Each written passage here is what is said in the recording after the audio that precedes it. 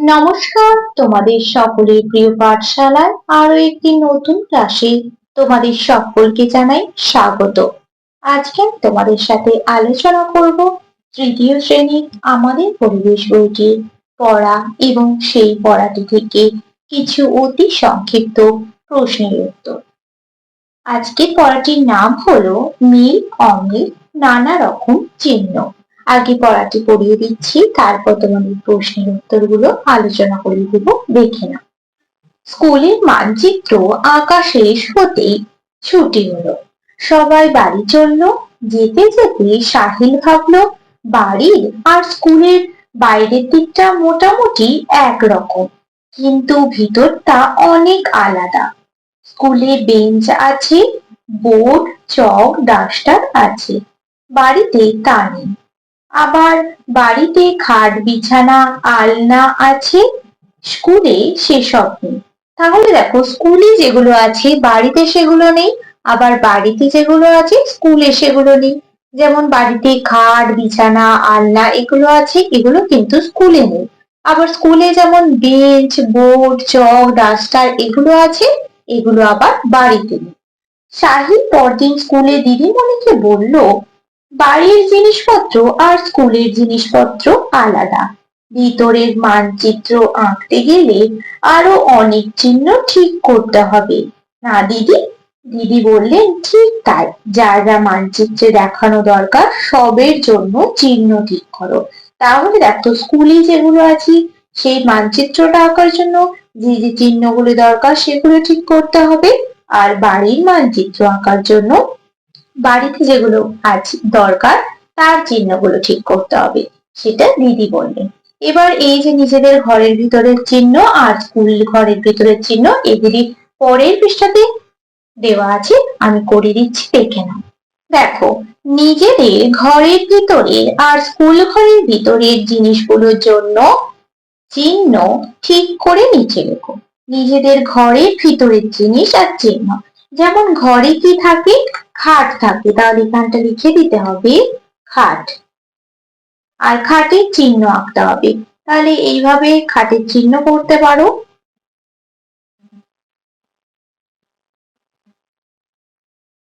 এটা হলো খাটের চিহ্ন। আর কি থাকে ঘরে? আলমারি থাকে, তাহলে এখানটা লিখে দেব আলমারি। চিহ্নটা কেমন হবে? দেখো, এইভাবে আলমারিটা করতে হবে।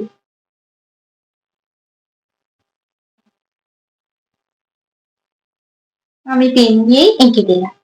আর কি থাকে ঘরের মধ্যে? আলনা থাকে, আলনা। আলনাটা কিভাবে আঁকবো?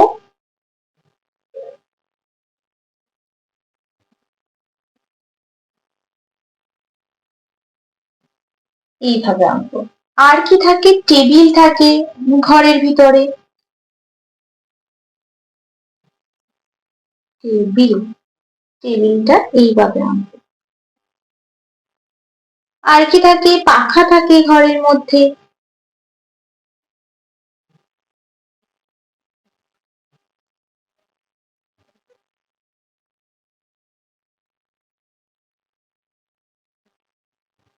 এইভাবে পাখা এঁকে দিতে হবে। আর ঘরের মধ্যে কি থাকে? সোফা থাকে, সোফা। এখানে আরো জিনিস তোমরা লিখে আঁকতে পারো, আমি এখানে এই কটাই লিখে দিলাম এবং চিহ্নগুলো দেখিয়ে দিলাম।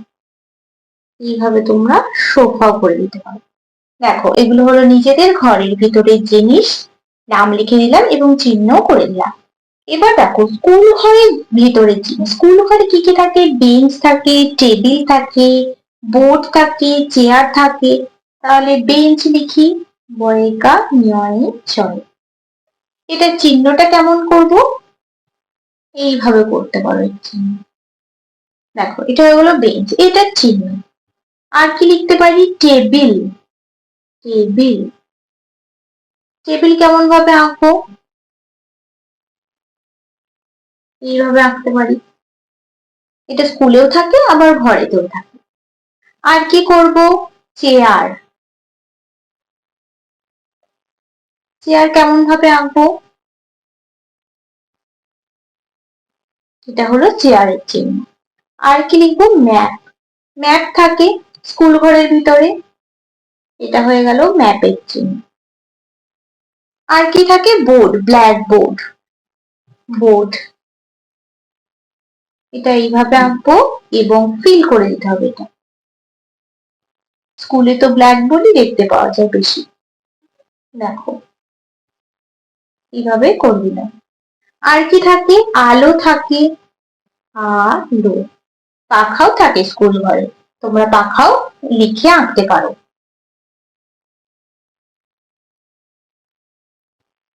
দেখো এগুলো লিখে দিলাম এবং এই ছবিগুলো এঁকে দিলাম। এবার পরবর্তী পৃষ্ঠায় কি প্রশ্ন দেওয়া আছে দেখে নাও। 2 নম্বর প্রশ্নটি বলেছে তোমাদের ক্লাস ঘরে আর বাড়ির যে কোনো একটা ঘরের ভিতরে মানচিত্র নিচে আঁকো। দেখো আমি দুটো মানচিত্র এঁকে রেখেছি, ক্লাস ঘরের ভিতরে মানচিত্র এবং বাড়ির রান্না শোবার ঘরের ভিতরে মানচিত্র। এবার যে এই যে চিহ্নগুলো দিয়েছি এগুলো কিসের কোনটা চিহ্ন সেটা আমি লিখে দেখাচ্ছি, দেখে নাও। যেমন এই যে এগুলো, এটা হচ্ছে বেঞ্চ, বেঞ্চের চিহ্ন, তাহলে এখানটা লিখে দেবো বেঞ্চ। বইকা অঞ্চলে কেমন চিহ্ন দিয়েছি? এটা হয়ে গেল বেঞ্চ। তারপর দেখো এই যে এটা হলো টেবিল, টেবিলের চিহ্ন, টয়কা বয় হর্ষই ল, টেবিল। এটা হয়ে গেল টেবিল। তারপর দেখো চেয়ার, এই যে এখানে দেখতে পাচ্ছি আমরা চেয়ার, টেবিলের উপরেই আছে দেখো চেয়ার। তারপর দেখো আমরা দেখতে পাচ্ছি বোর্ড,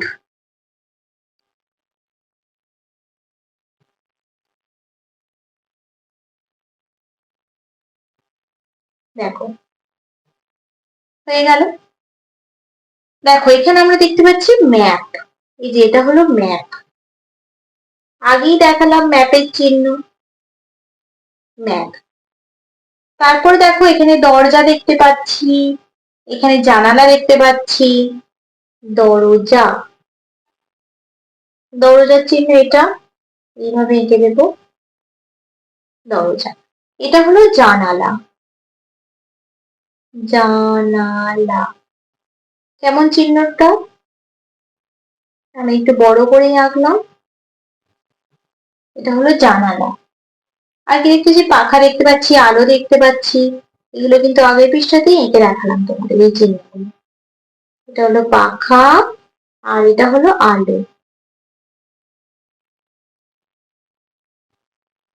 হয়ে গেল।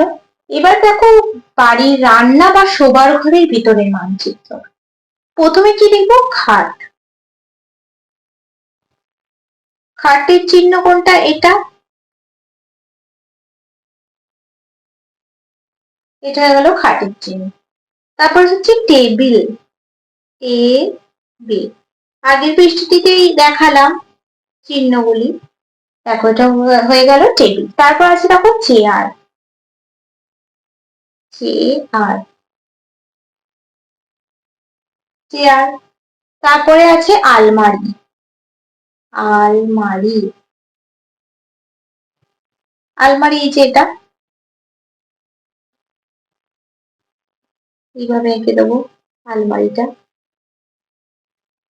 আর কি দেখতে পাচ্ছি? দেখো এটা হলো আলো, এটা হলো দরজা, তারপর আছে জানালা, পাখা, তারপরে এখানে আছে আলনা, আলনা,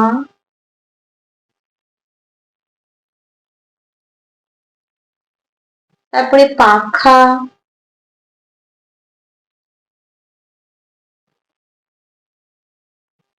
তারপরে আলো,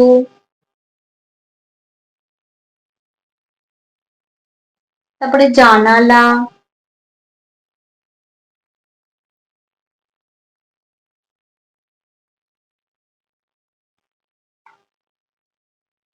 জানালা, তারপরে দেখো টিভি,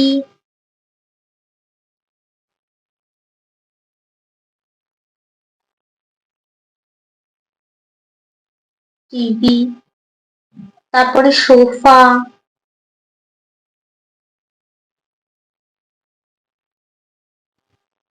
আর আছে দেখো এখানে দরজা, দরজা।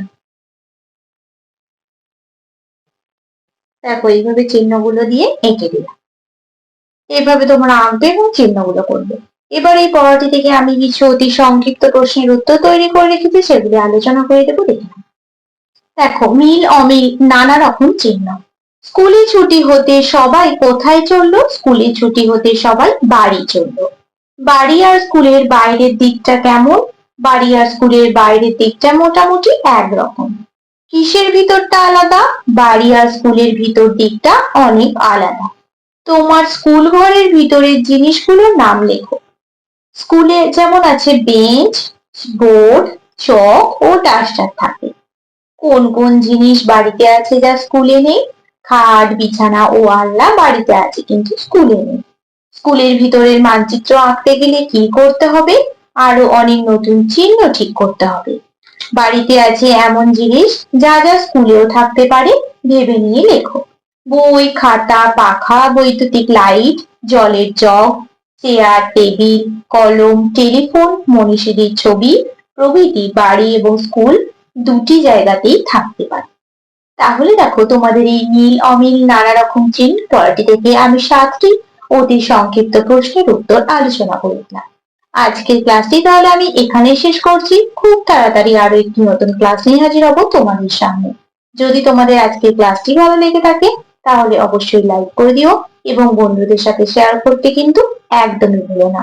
আর যারা এখনো পর্যন্ত আমার চ্যানেলটিকে সাবস্ক্রাইব করোনি তারা অবশ্যই সাবস্ক্রাইব করে পাশে থাকা বেল আইকনটি প্রেস করে অল নোটিফিকেশন অন করে দিও, যাতে সকল ভিডিও আপলোড করার সাথে সাথে তোমাদের কাছে তার নোটিফিকেশন পৌঁছে যায়।